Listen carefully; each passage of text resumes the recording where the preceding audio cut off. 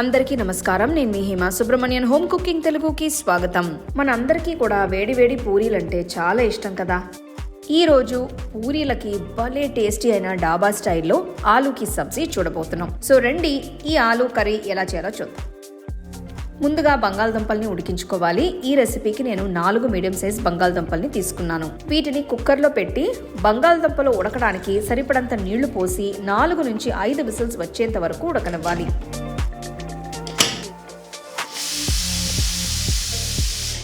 ఐదు విజిల్స్ వచ్చిన తర్వాత స్టవ్ ఆఫ్ చేసి పక్కన పెట్టుకుందాం. తర్వాత ఈ 4 పదార్థాలని కలిపి కోర్స్గా పొడి చేసుకుందాం. 2 టీ స్పూన్ల ధనియాలు,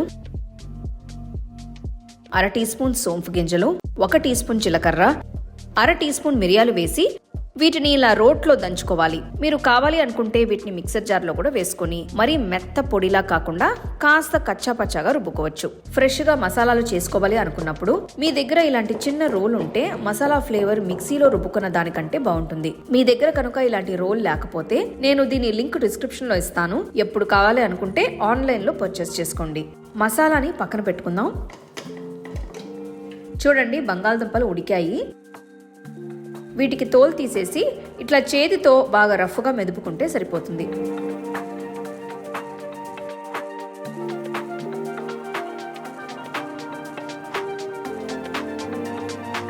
సో కర్రీకి చేసుకోవడానికి కావాల్సిన పదార్థాలన్నీ రెడీ అయిపోయాయి. ఇంకా కర్రీ చేసుకుందాం. వెడల్పాంటి కడాయి తీసుకుని 3 టేబుల్ స్పూన్ల నూనె వేసుకోవాలి. నూనె కొద్దిగా వేడైన తర్వాత కొన్ని మసాలా దినుసులు వేస్తున్నాను.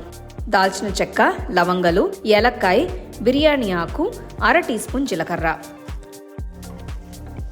ఇవి కొద్దిగా రోస్ట్ అయిన తర్వాత సన్నగా తరిగిన ఒక పెద్ద ఉల్లిపాయ ముక్కలు వేసి బాగా సాటే చేసుకోవాలి.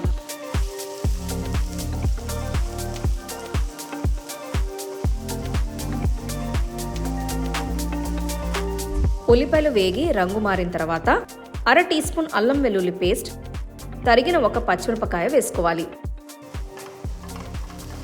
మీకు కర్రీ కొద్దిగా కారంగా కావాలి అనుకుంటే ఇంకొక పచ్చిమిరపకాయ వేసుకోవచ్చు.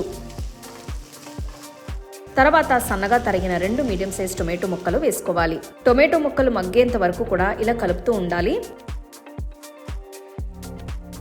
నాకు తెలిసినంత వరకు ఈ ఆలూ సబ్జీని ఒక్కొక్కళ్ళు ఒక్కొక్క రకంగా చేస్తూ ఉంటారు. ఇప్పుడు చూడండి, టొమాటోలు బాగా మగ్గిపోయాయి. ఇప్పుడు మసాలాలు ఒక్కొక్కటిగా వేసుకుందాం.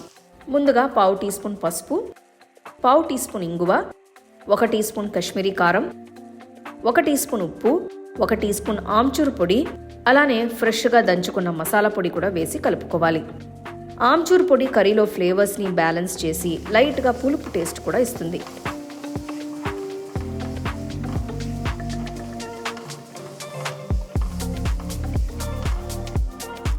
ఇక్కడ నేను కొద్దిగా నీళ్లు పోస్తున్నాను. మసాలా నుంచి ఆ పచ్చి వాసన పోయేంత వరకు ఉడకనివ్వాలి.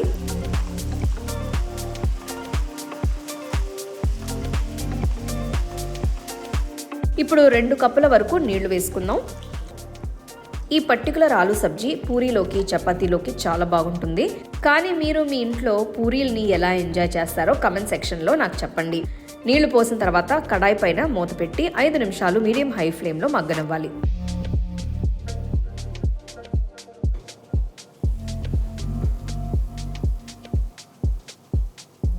5 నిమిషాల తర్వాత మెదుపుకున్న బంగాళదుంప వేసి మసాలాతో కలిసినట్టు బాగా కలుపుకోవాలి.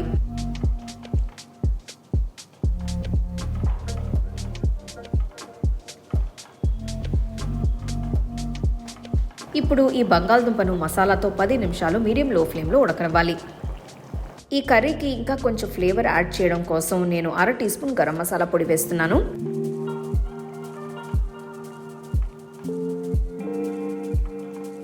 మూత పెట్టి మీడియం లో ఫ్లేమ్లో ఒక 10 నిమిషాలు మగ్గనివ్వాలి.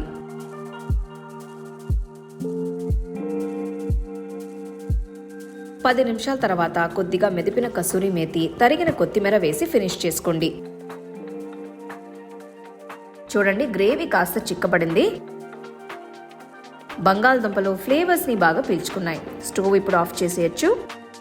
ఇప్పుడు ఆలూ సబ్జీ రెడీ అయిపోయింది.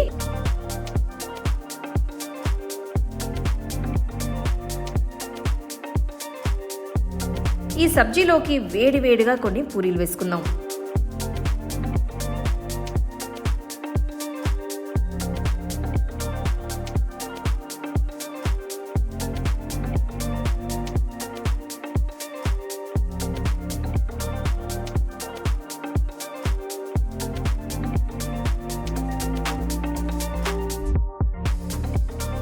మంచి వేడివేడి పూరీలతో ఈ ఆలు సబ్జీ పెట్టుకొని తింటే అంత రుచిగా ఉంది. చాలా మంచి కాంబినేషన్ చెప్తానండి. సో ఎప్పుడు చేసుకునే శనగల మసాలా బంగాళదుంప కర్రీ కాకుండా ఈసారి ఈ ఆలు సబ్జీని ట్రై చేసి చూడండి. తప్పకుండా అందరూ ఎంజాయ్ చేస్తారు. ట్రై చేసి మీ ఫ్యామిలీ ఫ్రెండ్స్తో షేర్ చేసుకోండి. మీకు ఈ వీడియోలో నేను యూస్ చేసే ప్రోడక్ట్స్ నచ్చితే కింద ట్యాగ్ చేశాను, చెక్ చేసి చూడండి. The second edition of the home cooking book is now available on Amazon as well as on shop.homecookingshow.in.